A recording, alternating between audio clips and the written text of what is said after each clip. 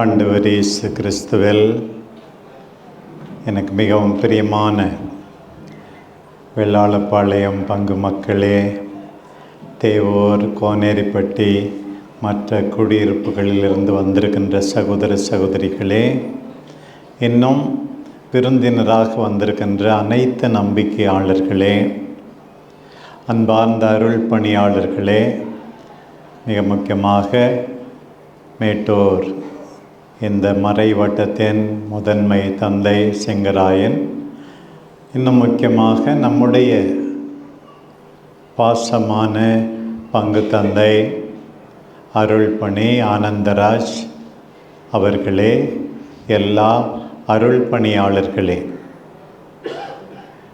உங்கள் எல்லாருக்கும் முதல்ல திருவிழா நல்வாழ்த்துக்கள். Happy feast.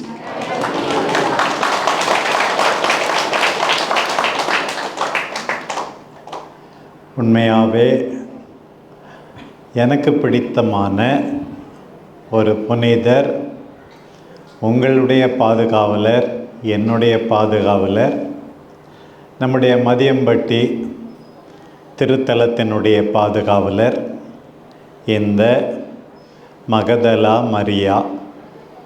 மரிய மதலேனாள். உண்மையாகவே உங்களுக்காகவும் எனக்காகவும் அந்த அம்மா பரிந்து பேசுகிறார்கள் என்பதில் ஐயம் இல்லை. எவ்வளோ பேருக்கு எவ்வளோ எதிர்பார்ப்பு. நம்மெல்லாம் சாதாரண மக்கள், உழைப்பாளர்கள்,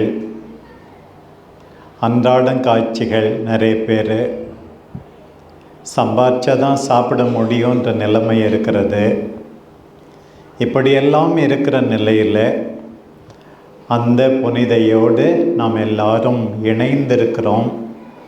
நிச்சயமாக அவர்கள் நம்முடைய கஷ்டங்கள், வேதனைகள், கண்ணீர்கள், பிரச்சனைகள் அத்தனையும் புரிந்து கொண்டு நமக்காக ஆண்டவரிடம் பரிந்து பேசி மகிழ்ச்சி தர வேண்டும், நிம்மதி தர வேண்டும், மன நிறைவை தர வேண்டும் என்று நாம் வேண்டுவோம். நிச்சயமாக நமக்கு நடக்கும். இறைவன் உங்கள் எல்லாரையும் நிறைவாக ஆசீர்வதிப்பாராக. புனித மரிய மதலேனம்மாவினுடைய வேண்டுதலால், பரிந்து பேசுதலால். அதுதான் எனக்கு முதல் ஆசை. இங்கே எல்லாம் மகிழ்ச்சியாக இருக்கணும். அண்மை காலத்தில் உங்களுக்கு தெரியும், நம்ம வெள்ளாளப்பாளையத்தில் எவ்வளோ வளர்ச்சி, முக்கியமாக இந்த வளாகத்தில் எவ்வளோ வளர்ச்சின்னு உங்களுக்கே தெரியும். இன்னும் தொடர்ந்து தேவூரில் வளர்ச்சியெல்லாம் நடந்து கொண்டே இருக்கிறது. எல்லாரும் நல்லா இருக்கணும்னு சொல்லி ஆயர் விரும்புகிறார். நீங்கள் ஒத்துழைக்கிறீர்கள், அன்போடு பாடுபடுகிறீர்கள். அருமையான அருள் பணியாளருடைய இல்லம். அதை தொடர்ந்து எவ்வளவோ பிரச்சனைகளின் மத்தியில் இந்த அழகான இந்த மண்டபம் கட்டி முடிக்கப்பட்டிருக்கிறது. நாம் எல்லாரும் ஒன்று கூடி கொண்டாட முடிகிறது. ஆண்டவருடைய வார்த்தையை கேட்க முடிகிறது.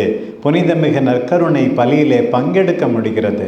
இன்னும் ஆண்டவர் தொடர்ந்து பங்களவிலும் தனிப்பட்ட குடும்ப அளவிலும் செய்ய வேண்டும் என்று நான் ஆசிக்கிறேன். உங்களை வாழ்த்துகிறேன். எல்லாரும் நல்லா இருக்கணும். அதுதான் ரொம்ப முக்கியம்.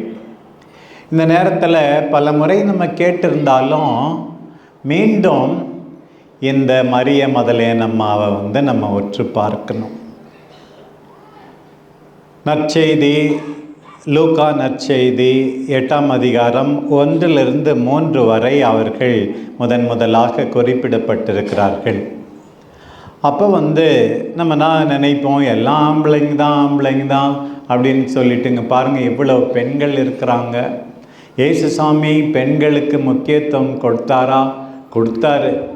எனக்கு முக்கியமாக அவங்களுடைய கஷ்டத்தெல்லாம் எப்படி புரிஞ்சுக்கிறாருன்போது நான் அடிக்கடி நினைப்பேன். ஒரு அம்மா 12 வருஷமாக இரத்தப்போக்கு, வயிற்று வலி, வேறு வழியே இல்லை அப்படின்னு சொல்லி இருந்துட்டு, அது என்ன லூக்கா சொல்கிறாரு, டாக்டர்கிட்டலாம் போய் காசெல்லாம் செலவு பண்ணிச்சு, இன்னும் அதுக்கு வலி தீரவே இல்லை, இரத்தப்போக்கு நிற்கவே இல்லை அப்படின்னு. அப்போ அந்த அம்மா என்ன நினச்சிது, நான் வந்து எப்பயாவது இயேசுக்கிட்டலாம் வரக்கூடாது, தீட்டு அப்படின்லாம் சொல்லுவாங்க, பப்ளிக்காக வரக்கூடாது, இருந்தாலும் நான் அவருடைய ஆடையினுடைய விளிம்பை தொட்டேன்னா என்ன ஆகும், உடனே நான் குணமாயிடுவேன்ச்சு. வந்து தொட்டுச்சு, உடனே குணமாயிடுச்சு. ஒரே கூட்டம் உங்களுக்கு தெரியும். என்னை தொட்டது யாருன்னு கேட்குறாரு சாமி. என்ன எல்லாம் நெருக்கிட்டு இருக்காங்க, இதில் போய் உன்னை தொட்டது யாருன்னு எப்படி கண்டுபிடிக்கிறது அப்படின்னு ஆண்டவர்கிட்ட கேட்குறாங்க. என்னிடமிருந்து வல்லமை வெளிப்பட்டதை நான் உணர்ந்தேன் அப்படின்னு சொல்லி உடனே ரகசியமாக அவர் குணமானதை பகிரங்கமாக வெளிப்படுத்துகிறார். எல்லாரும் அவரை தொட்டார்கள், இந்த பெண் மட்டும் நம்பிக்கையோடு தொட்டார். பாருங்க, நம்பிக்கையோடு தொட்டார் ஆண்டவரை. நம்பிக்கையோடு இன்றைக்கு எத்தனையோ பெண்கள் அணுகுகின்றார்கள், நலம் கிடைக்கும். அதே நிகழ்ச்சியில் தான் இன்னொன்று, 12 வயசு சிறுமி. இந்த அம்மாவுக்கு 12 வயசா உடம்பு சரியில்லை, 12 வருஷமா 12 வயசு சிறுமி. நான் சில நேரத்தில் பார்த்துருக்கேன், இந்த அப்பாங்களுக்கெல்லாம் இந்த பெண் பிள்ளைகள் மேலே எவ்வளோ பாசம். எங்கப்பா எங்கப்பான்னு சொல்லும். அதுவும் தான் மகளுக்கு ஒன்றுன்னா, நான் வரும்போது ஒரு 2-3 வருஷத்துக்கு முன்னாடி பார்த்தேன். வந்து ஒரு ஆள் தான் பொண்ணை கூட்டுக்கிட்டு சைக்கிளில் போனார். ஒருத்தவன் 2 வீலரில் வந்து இடித்து கீழே தள்ளிட்டான். தட்டின உடனே இந்த பொண்ணு தான் காயமாயிடுச்சு. இந்த ஆளுக்கு இவர் காயப்பட்டதில்லை, ஏன் பொண்ணு இப்படி இடிச்சு காயப்படுத்திட்டேன்னு சொல்லி அவருக்கு பயங்கர கோபம் வந்து. அப்போ தான் பார்த்தேன் நான், ஒரு அப்பாவுக்கு எப்படி பிள்ளை மேலே பாசம். அதுபோல் அந்த அப்பா ஜெயரசன்ற அந்த அப்பா தம் பிள்ளை ரொம்ப சீரியஸாக இருக்குன்னு பார்த்தாரு, செத்தே போச்சு. கடைசியில் வேணாம், தொந்தரவு வேணாம் வந்து ஆண்டவர் குணப்படுத்தினார். அந்த நிகழ்ச்சி ரெண்டும் சேர்த்து வருது நற்செய்தியில். அதை பார்க்கும்போது ஆண்டவர் பெண்களுடைய வேதனை, கஷ்டம், கண்ணீர், அவருடைய பிரச்சனை எல்லாவற்றையும் புரிந்து கொள்கின்ற ஆண்டவரே, எங்கள் பெண்களை நாங்கள் மதிக்க எங்களுக்கு கற்றுத்தாரும், அவர்கள் மீது நாங்கள் அக்கறை காட்ட எங்களுக்கு கற்றுத்தாரும், அவர்களை குணப்படுத்தும், மகிழ்ச்சியாக இருக்க வையும் என்று நான் நினைப்பேன். அதே போலத்தான் நம்முடைய பாதுகாவலி மரியமலேனா. பெண் சீடர்கள் இருந்தாங்களாம் ஆண்டவருக்கு. அந்த கால வழக்கப்படி அவங்க பப்ளிக்காக போக முடியல, இருந்தாலும் தங்கக்கிட்ட இருந்ததெல்லாம் வச்சு ஆண்டவருக்கும் அவருடைய சீடர்களுக்கும் பணிவிடை செஞ்சாங்களாம். ஒரு வீட்டுக்கு போனேன், என்னம்மா நான் வந்ததுனால நீ எக்ஸ்ட்ரா வேலை சமைக்க வேண்டியிருக்கு அப்படின்னு சொல்லி. அந்த அம்மா என்ன தெரியுமா சொல்லுச்சு, ஃபாதர் எனக்கு வந்து சமைக்கிறது தான் எனக்கு ரொம்ப இன்ட்ரெஸ்டே, எனக்கு அது வேலையே கிடையாது அப்படின்னு சொல்லிச்சு. அப்பா எல்லாம் சமைக்கிறது பெரிய வேலைன்னு நினைப்பாங்க, இந்த அம்மா வந்து அதான் வந்து என்னுடைய பொழுதுபோக்கு, அதுவும் உங்களுக்கு சமைக்கிறதுன்னா அதை விட பெரிய ஆனந்தம் இல்லவே இல்லைன்னு சொல்லிச்சு. அதுபோல் இந்த பெண்கள் தங்களுடைய உடைமைகளை வைத்தெல்லாம் ஆண்டவருக்கு உதவி செய்தார்களாம், பணிவிடை புரிந்தார்களாம், சீடர்களுக்கும் துணை செய்தார்களாம். அப்போ தான் எழுதியிருக்கு, என்ன எழுதியிருக்கு பாருங்க, இது போல் 7 பேய்களை மரியமலேனாமிருந்து ஆண்டவர் விரட்டி விட்டார். பைபிளில் 7ன்னா முழுமை. இந்த 7 பேய்னா என்னத்தை குறிக்க தெரியுமா? சொல்லொன்னா வேதனை இருந்தது, வியாதி இருந்தது, ஏன் பாவம் கூட இருந்திருக்கலாம்.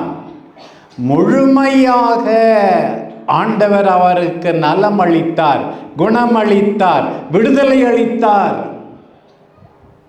பாருங்க, ஆண்டவரே எங்கள் வெள்ளாள பாளையம் பங்கில் உள்ள எல்லாரையும் முழுமையாக குணப்படுத்தும். அன்றைக்கு மரியமலேனாவை நீர் குணப்படுத்தினீரே. எங்களுக்கும் வேதனை, சிலதை அம்மா கிட்ட கூட சொல்ல முடியல, கஷ்டமாக இருக்குது, வலிக்குது, தலை வலிக்குது, கால் வலிக்குது, பேக் பெயின், முதுகு வலி. ஆண்டவரே இதை விட எத்தனையோ பாவம், வேதனை, பயமாக இருக்குது, வெளியே போனால். ஆண்டவரே எங்களை காப்பாற்ற ஆண்டவரே. அன்னைக்கு மரியமலேனாவை நீர் முழுமையாக வேதனையிலிருந்து, துன்பத்திலிருந்து நீர் குணப்படுத்தினீரே ஆண்டவரே, எங்களையும் குணப்படுத்தும் ஆண்டவரே. பாருங்க, அதுக்கு நன்றி பாருங்க, எப்படி அதிலிருந்து நன்றியாக இருக்கு பாரு. ஆண்டவர் எனக்கு மரியாதை கொடுத்தார். என்னை யாரும் மதிக்கலை, என்னை கவனிக்கலை, என்னை கண்டுக்கலை. நான் நோயாக இருந்தேன், பேய் பிடிச்சிருந்தது, இப்போ பார் நான் சரியாயிட்டேன். அந்த ஆண்டவருக்காக என் உயிரை கொடுப்பேன். அந்த ஆண்டவருக்காக என் உயிரை கொடுப்பேன். அவருக்காக நான் வாழ்வேன். அவருக்காக எல்லாம் செய்வேன். என் நேரத்தை கொடுப்பேன், என் உயிரை கொடுப்பேன். கஷ்டப்பட்டு வேலை செய்வேன். நான் சோம்பேறியா இருக்க மாட்டேன், நல்லது செய்வேன். அவர் சாயலில் உள்ள மக்களுக்கு எல்லாம் செய்வேன் என வேண்டும். அப்போ தான் நம்ம பார்க்குறோம், இந்த அம்மா அங்கே உள்ளதிலிருந்து நல்லது செஞ்சது மட்டும் இல்லை, ஆண்டவர் சிலுவையில் அறையிறாங்க, அடித்து இழுத்துட்டு போகிறாங்க. இந்த அம்மா கூட இருந்தது பாருங்க. உங்களுக்கு தெரியும், உம்மோடு சாவுக்கும் ஜெயிலுக்கும் நான் தயாராக இருக்கிறேன்னு சொல்லி மார்தட்டி பேசிய பேதுரு, ராயப்பர்லாம் ஓடி போயிட்டார், சீடர்கள்லாம் ஓடி போயிட்டாங்க. யோவான் மட்டும் அங்கே வந்தார்னு நம்ம வாசிக்கிறோம். எல்லாம் ஓடி போயிட்டாங்க. ஆனால் இந்த பெண்ணினுடைய துணிச்சல் பார்த்துருக்கேன். நான் சில ஊரில் நான் பார்த்துருக்குறேன், பஞ்சாயத்து இங்கே கூட நடக்கும். தன்னுடைய கணவனை தப்பு செய்தோ தப்பு செய்யாமலோ இழுத்துட்டு வந்து எல்லாம் அடிக்கிறாங்க, உதைக்கிறாங்க. அந்த மனைவி மட்டும் அப்படியோ அடிக்கிறவங்க காலை பிடிச்சிட்டு, ஐயோ என் வீட்டுக்காரரை அடிக்காதீங்கன்னு அழுததை நானே கண் கூட பார்த்துருக்கேன் நான். அதுபோலத்தான் இவர் தவறே செய்யாதவர், இவரை இப்படி செய்கிறார்களே என்று சிலுவை அடியிலே நின்று கொண்டிருந்த மரியம் மதலேனா நம்முடைய பாதுகாவலை. கஷ்டம் வந்தால் சொந்தக்காரங்களை விட்டுடாதீங்க, உறவு விட்டு ஓடி போயிடாதீங்க. அந்த பக்கம் போனால் செலவு காசு கேட்பாங்க அப்படின்னு சொல்லி வேறு பக்கம் போகாதீங்க. பாவம், ஏதாவது உங்களால் அங்கே செய்யணும். அதுதான் நமக்கு ஆண்டவர் கொடுத்த நன்மைக்கு நன்றியாக நம்ம காட்டுற வாழ்வு. இன்னைக்கு இயேசு நேராக வர்றதில்லை, நம்முடைய சொந்த பந்தம் வழியாக, உறவுகள் வழியாக, கஷ்டப்படுறவங்க வழியாக. அப்படி தான் இன்னைக்கு இயேசு வரா இருப்பார். அங்கே நின்றுக்கிட்டு இருக்காங்க பாருங்கள். சாமி சொன்னார் முதல்ல, எப்படி அடக்கம் செய்யும் போதும் இந்த அம்மா வந்து உதவி செய்து, நிக்கோதேமோ அரிமத்தையா ஊர் சூசை, அவங்க 2 பேர் தைரியமாக வந்தாங்க. அவங்களுக்கெல்லாம் பெண்கள் உதவி செஞ்சால், முக்கியமாக மரியம் மதலேனா அடக்கம் செய்யறதுக்கும் உதவி செய்யுது. எங்கே கல்லறையில் வச்சாங்கன்னு அந்த அம்மாவுக்கு தெரியும். அதை விட எனக்கு ரொம்ப பிடிச்சது இந்த பாருங்க, அந்த 26ஆம் அதிகாரத்தில் 61வது வசனத்தில் மத்தேயு நற்செய்தியில் அடக்கம் முடிஞ்ச பிறகு அப்படியே கல்லறை முன்னாடி அப்படியே உட்காந்துக்கிட்டே இருந்துச்சான். பாருங்க எவ்வளவு பாசம். கல்லறையில் ஒருபடி மண்ணு போட்டு வீட்டுக்கு போய் சேரலான்னு தான் நிறைய பேர் இருப்பாங்க. கல்லறையை விட்டு போகலையா அப்போ முதல்ல. மரியாவும் வேறொரு மரியம். பிரியமான மக்களே, நீங்கள் எல்லாரும் இப்படி மரியாவை போல, மரிய மதலேனாவை போல அன்பு செய்ய வேண்டும். இதுதான் பாசம். பாருங்க, பாசம். கல்லறைக்கு முன்னாடி உட்கார்ந்திருந்த மரியாவை நான் அடிக்கடி நினைத்து பார்க்கிறேன். திவ்ய நற்கருணை பெட்டி முன்னாடி உட்கார்ந்திருக்கும் போது அங்கே உயிர் நீங்கிய இயேசுவின் முன் உட்கார்ந்திருப்பது, இங்கே உயிரோடு உள்ள இயேசுவின் முன் உட்கார்ந்திருப்பது, ஆண்டவரே உட்கார்ந்திருப்பேன் என்று சொல்வது. பிறகுதான் இன்னைக்கு வாசித்தப்பட்ட நற்செய்தி. எப்போது ஓய்வு நாள் முடியும், அவசர கோலம் அள்ளி தெளின்னு சொல்லி உரிய மரியாதை செய்யாமல் ஆண்டவர் அடக்கம் பண்ணிட்டோம், சீக்கிரம் போகணும்னு கருக்கலாய் இருக்கும் போதே ஆண்டவரை தேடி போகின்ற மரியா. முதல் வாசகம் அதைத்தான் நமக்கு சொன்னது. அங்கே வந்து தன்னுடைய காதலி தேடி போகிறாராம். இருளாயிருக்கும் போதே தேடுகிறாராம், தூங்கும் போதே தேடுகிறாராம். போய் எல்லாத்தையும் கேட்குறார், எங்க என்னுடைய காதலரை பார்த்தீர்களா? பார்த்தா சொல்லுங்க, அவரை நான் பார்க்கணும் அப்படின்னு சொல்லி ஏக்கத்தோடு தேடுவது. ஆண்டவரை தேடுகின்ற மக்கள் இனமாக என் பாசமான மக்களே, நீங்கள் எல்லாரும் இருக்க வேண்டும். ஆண்டவரை மட்டுமல்ல, உங்கள் பிள்ளைகளை, உங்கள் கணவரை, உங்கள் மனைவியை ஏக்கத்தோடு தேடுகிறவர்களாக. வந்த உடனே கல்லறை காலியா இருக்கு, கல்லறை திறந்துருக்கு. முதல்ல உடனே அந்த அம்மா என்ன செய்யுது பாருங்க, போய் முக்கியமான சீடர்களிடம், பேதுரு, அன்பு செய்த சீடர் யோவான், இவங்ககிட்ட போய் சொல்லுது. சரி, பெரியவங்கிட்ட சொல்லிட்டோம் அப்படின்னு பேசாமல் இருக்கலாம் தானே. இது இல்லை, அவங்க போகிறாங்க. முதல்ல போய் பார்க்குறாங்க. காலியான கல்லறையை பார்த்து யோவான் நம்பினாராம், பேதுரு நம்பினாரோ நம்பலையோ, இதான் நடந்திருக்குன்னு பார்த்துட்டு அவங்க போயிடுறாங்க. இந்த அம்மா திருப்பி மெனக்கிட்டு கல்லறைக்கு வருது. வந்து அங்கே 4 தடவை எழுதியிருக்கு. அழுதுகிட்டே இருந்துச்சான். அழுதுகிட்டே கல்லறையில் பார்க்குது. முதல்ல சமணசுகளை பார்க்குது. பாருங்க எவ்வளவு பொறுமை. அங்கே அடக்கம் பண்ணப்பட்ட பிறகு பொறுமையோடு. இப்போ நம்மலாம் ரொம்ப அவசரப்படுறோம் இந்த காலத்தில். எல்லாம் போதும் போயா, நேரம் இல்லை, ஐ எம் பிஸி எல்லாம் சொல்கிறோம். இங்கே பாருங்க, திருப்பி பொறுமையோடு கல்லறைக்குள்ள பார்க்குது. சமணசுங்க கேட்குறாங்க, ஏம்மா அழுறன்னு. அப்புறம் ஏசாமியே கேட்குறாரு, ஏம்மா அழுறன்னு. நான் நினச்சேன், நான் கேட்பேன் சில நேரத்தில் எங்கள் அண்ணன் பிள்ளைங்கிட்ட, நான் செத்த அழுவீங்களா அப்படின்னு சொல்லி கேட்பேன். அன்னைக்கு ஏசுசாமி இந்த மரியம்மாலேன்னா அவருக்காக அழும்போது உண்மையாக மனசு ஆறுதலாக இருந்திருக்கும்ல. நம்மெல்லாம் செத்துட்டா பார்க்க முடியாது, செத்துட்டா பார்க்க முடியாது. ஆனால் அவர் உயிர்த்து வந்ததுனால பார்த்தாரு. ஏம்மா அழுற திருப்பி கேட்குறாரு. இது தோட்டக்காரன் நினச்சிக்கிட்டு கேட்குது, நீ அவரை எடுத்து போயிருந்தா என்கிட்ட சொல்லு, நான் தூக்கி. எவ்வளோ தைரியம்! நான் தூக்கிட்டு போவேன், இல்லை ஆளுங்களை வச்சு தூக்கிட்டு போவேன்னு கிடையாது. அவர்னு சொல்லுது. அவளுக்கு அவர் தான், வேறு யாரும் கிடையாது. சில பேருக்கு பல அவர் இருப்பாங்க, பல அவள் இருப்பாங்க. அப்படிலாம் இருக்கக்கூடாது. அவளுக்கு அவர்தான். நீர் அவரை தூக்கி கொண்டு போயிருந்தால் சொல்லு அப்படின்னு. உடனே தான் மரியா திரும்பினா. ஏற்கனவே தான் திரும்பி இருந்துச்சு, இப்போ என்ன புதுசாக திரும்புறது? இப்போ இவ்வளோ நாள் உடல் மட்டும் திரும்பி இருந்தது, இப்போது இதயம் திரும்புகிறது. மரியே, ஒரே ஒரு வார்த்தை போதும். குரல் அடையாளம். எத்தனை பேர் பேசினாலும் நமக்கு வேண்டியவங்க பேசினா ஒரு எழுத்து போதும், ஒரு வார்த்தை போதும். அப்படி தானே? ரபுனி அப்படின்னு, போதகரே அப்படின்னு கட்டி பிடிச்சிக்கிறது. ஏசு இப்போ அப்படி பிடிக்கக்கூடாது. இனிமே புதிய உறவு, ஆன்மீக உறவு, பழைய உறவு கிடையாது. நான் இப்போது உன்னை அனுப்புகிறேன், போய் சொல்லு என்னுடைய சகோதரர்களிடம், நான் உன்னை அனுப்புகிறேன். பிரியமானவர்களே, ஆண்டவரை தேட வேண்டும். ஆண்டவர் கூப்பிடும்போது அவருடைய வார்த்தையில் அவரை அடையாளம் கண்டுகொள்ள வேண்டும். என் ஆடுகள் என்னுடைய குரலை கேட்கின்றன. உடனே கேட்டார் இல்லையா?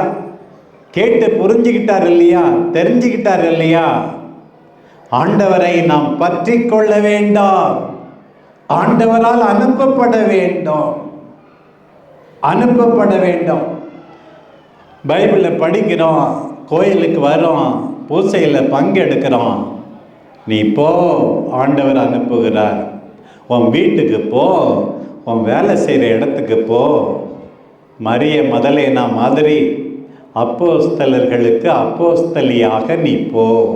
அவங்கெல்லாம் திருத்தூதர்கள், உன்னை திருத்தூதராக நான் அனுப்புகிறேன். பாருங்கள், உன்னை திருத்தூதராக நான் அனுப்புகிறேன். போய் என்ன சொல்லுங்க, நான் ஆண்டவரை கண்டேன்.